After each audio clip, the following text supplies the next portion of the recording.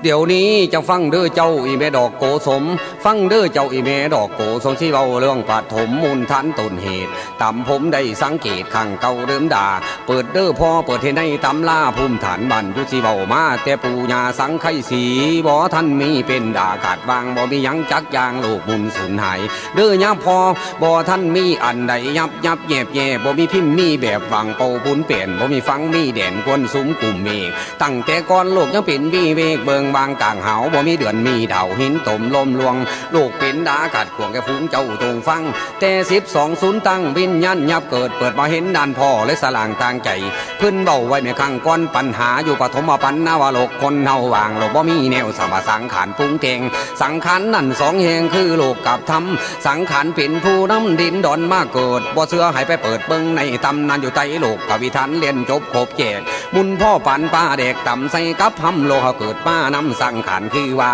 สัวระยะนั่นว่าเพิ่นไม่คำนวณโลกแปรปวนแข็งเมื่อใหม่ฟังเด้อพอใหญ่ข้างแหลกเดิม